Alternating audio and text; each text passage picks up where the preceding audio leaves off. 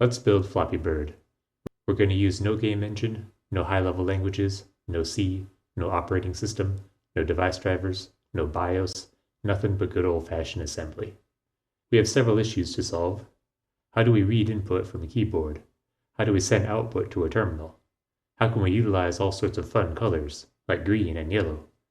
How can we draw vertical lines to make pipes? How can we make random numbers? How do we create a game loop and control the frame rate? And how do we make sure that when our time comes, it's game over? Now, before we get ahead of ourselves, we probably ought to plug in a keyboard and plug in a terminal.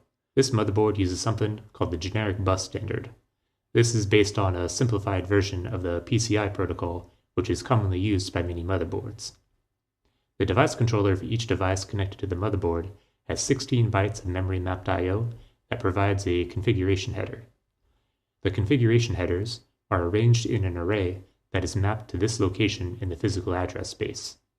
If we zoom in here, we can take a closer look at the headers. The first field in the header indicates what type of device this is. Here we see we got a keyboard in port 0 and a terminal in port 1. The second field shows how much memory this device is requesting. Every device that gets plugged into the motherboard has the right to request a chunk of the physical address space that it can use for its own purposes.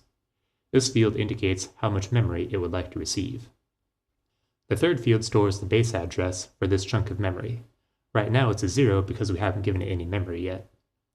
The last field is the status field. When this value is a 2, that indicates the device has a pending interrupt. What does that mean? When a device has a pending interrupt, then that's like a child bouncing up and down in their chair with their hand up in the air saying, pick me, give me attention. Why do our devices have pending interrupts at the moment? They're starving. They have no memory. It's our duty as a programmer to make sure our motherboard feeds her children. To do this, we can write a little assembly routine to get the job done. For each of our devices, we're going to calculate the location of its configuration header, store the address of a chunk of physical memory in the base address field, clear the interrupt, and mark the device as active. We also do 2 more things, but we'll come back to those in a moment. When we run this, we can now see that the base address for the keyboard points down to this location right here. That's 4 bytes of memory that now map to the keyboard. We can also see the base address for the terminal points down here at the start of hex 1004 bytes of memory that all map to the terminal. The status field in both headers is now 1, indicating the interrupts have been cleared and the devices have been marked as active. For the terminal, we're also going to set the mode to string, because that's the type of data we're going to be sending to it. That's what this 2 in this byte over here represents. Now in this byte for the keyboard and this byte for the terminal, we're going to store a turn variable. What's a turn variable?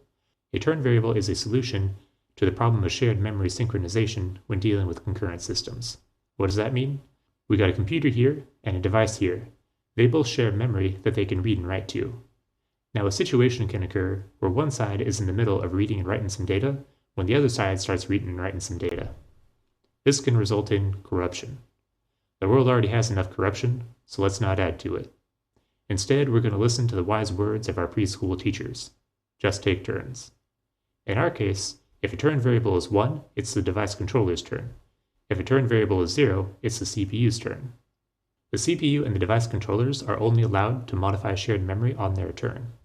And when they're done with their modifications, they're going to update the turn variable to let the other side have a go. When our game is running, these turn variables are going to flip-flop back and forth. A wise man once said, there is no Flappy Bird without flip-flops. Now that we've mastered concurrent programming, let's figure out how to do Hello World. The print function works as follows. Step 1. Load the base address of the shared memory for the terminal. Step 2. Wait for the CPU's turn. Step 3. Copy the string we want to print into the shared memory. Step 4. Update the turn variable to pass control to the terminal controller. After that, the controller will update the screen automatically with whatever string we gave to it. Now, when we run our Hello World program, we get Flappy Bird. If we take a look at the shared memory for the terminal, we can also see all the bytes for the string that we copied there. Before we start drawing our bird and pipes, we need to learn how to make fun colors. Inside most terminals, there is a state machine that stores things like the current row number, the column number, the foreground color, and the background color. If we print a character, the column number gets updated by 1. If we print another character, it gets updated by 1 again. If we print enough characters to fill a row, the row and column get updated. The row and column numbers tell us the location where the next character we print is going to get placed. If we want to change the foreground and background colors, we can use something called ANSI escape sequences. These are basically magical incantations that we can use to control the state machine inside the terminal. If we use this escape sequence, it doesn't print anything, but it changes the foreground color to yellow. Whatever we print next is going to show up with yellow text. If we use this escape sequence, it changes the foreground color and the background color to green. If we print some more characters, would you look at that? We have ourselves a vertical pipe. We can mesh together a bunch of text and escape sequences however we want, so we can produce something like this, for example. Now it is unfortunate that horizontal pipes aren't what we need. We need vertical pipes. Here we have two characters printed horizontally. If we inject this escape sequence, they print vertically instead. Now if we chain these together and add the green escape sequence in front, we get ourselves a vertical pipe. We want to place pipes in different locations, so we got to learn another escape sequence. This one here sets the cursor position to row 3, column 10. Now we can change these numbers to be whatever we want, and then concatenate it with what we were doing before to draw a vertical pipe in any location that we need. If we want to repeat this process, we can draw multiple pipes. Our final escape sequence is this one here. It resets the state machine and clears the whole screen. Now we're going to use all this knowledge to build ourselves a real graphics engine. We don't want to use any of that Unreal nonsense. In our BSS section, we're going to create a frame buffer, which is hex 500 bytes. Now this ain't no ordinary frame buffer. Normally every 1 to 3 bytes of a frame buffer would store the information for 1 pixel. But in our case, we're going to use our frame buffer like a string builder. We're going to concatenate together a bunch of escape sequences and text to make one large string that we're going to send to the terminal with our print function. This function here can be used to append strings to the end of our frame buffer. We can use that to build other helper functions, such as this one right here. Our main render function looks like this. First, we reset the frame buffer. Next, we append the escape sequence for resetting the state machine and clearing the screen. Then, we call all the functions for drawing stuff. That's going to append the rest of our escape sequences. Finally, we send the string in the frame buffer off to the terminal. This render function is going to get called every tick of our game loop. It's going to update the terminal based on whatever the current game state is. How do we store the game state? If you look at our BSS section, we see here we got two variables called top pipes and bottom pipes. These store byte arrays that indicate the pipe heights for each column on the screen.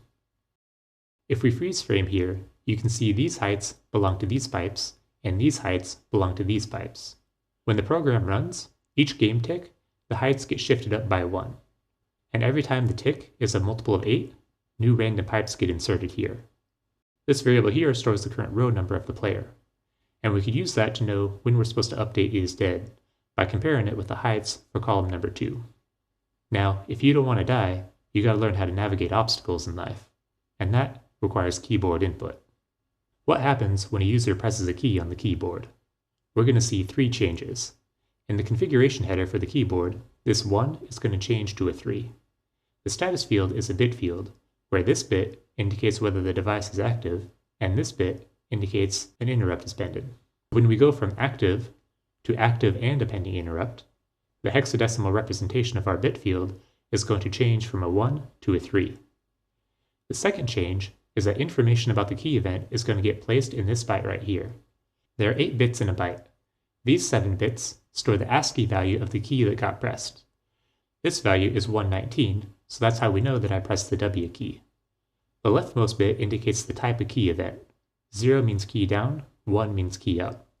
Right now my finger is still on the W key, but when I pick it up, we get a 1 right here.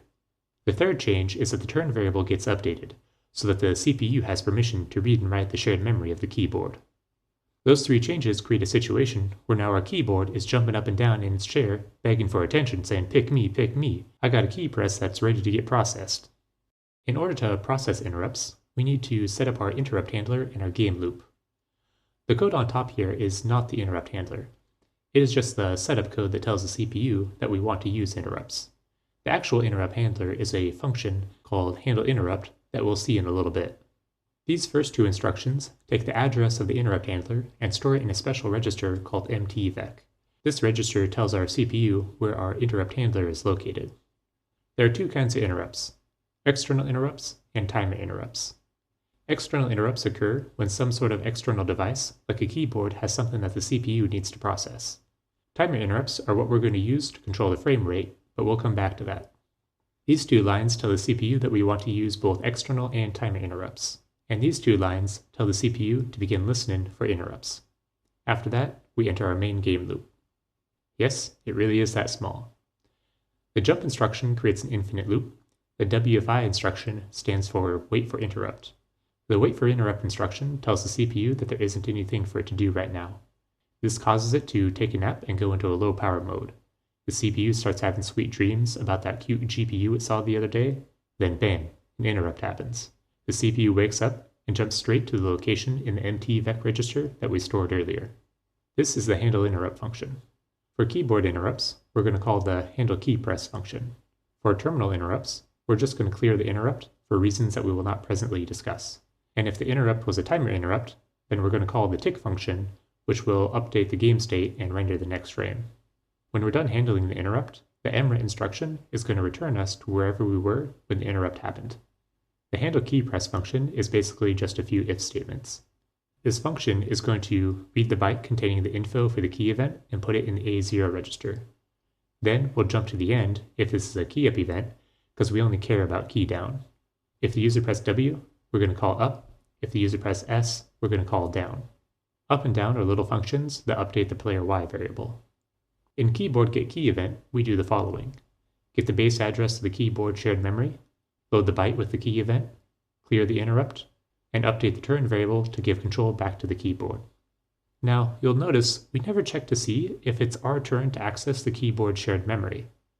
This is because this function doesn't run unless there's a keyboard interrupt, and the keyboard doesn't generate an interrupt unless it has a key event that's ready for us to process.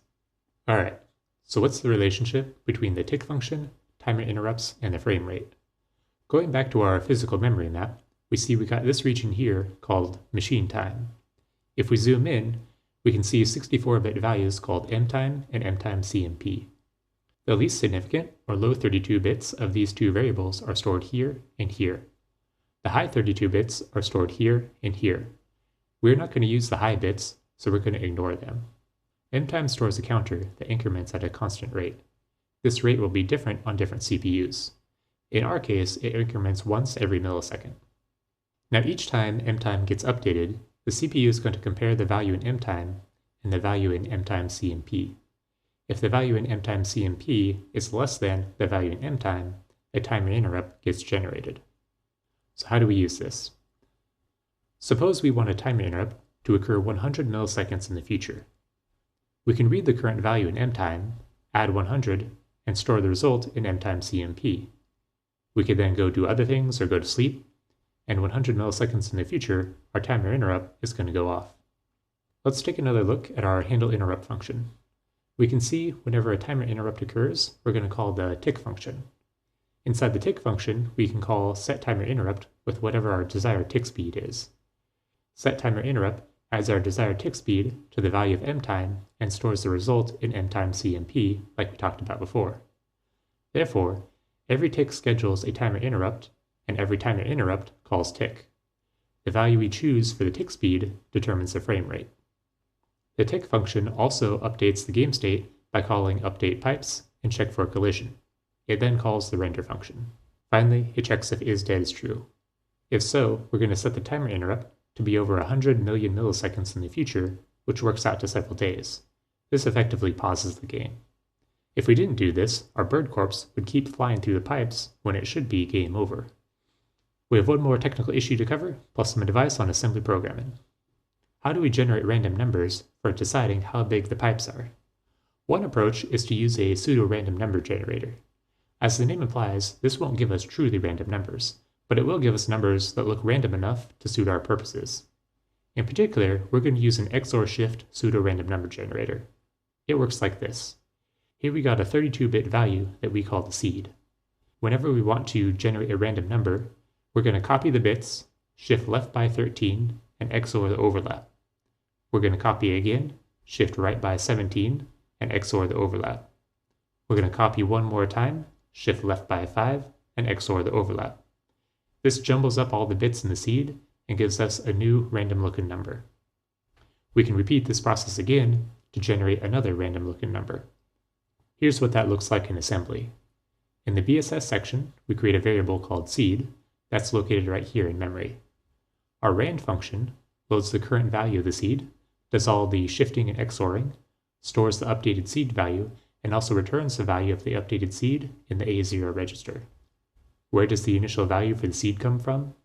If it's just some constant, then we're going to have the exact same series of random looking pipes every time our game runs. Instead, we're going to use the setSeed function in the game's initialization code to set the seed value to whatever the current system time is. We can get the current system time by reading whatever is right here in the physical memory map. Now, assuming we aren't a time traveler, we're going to get a different seed every time we start the game. We glossed over a lot of details in this video today, but hopefully some aspects of low-level programming seem less intimidating now. Sometimes programming in assembly is tough. You keep running into obstacle after obstacle after obstacle.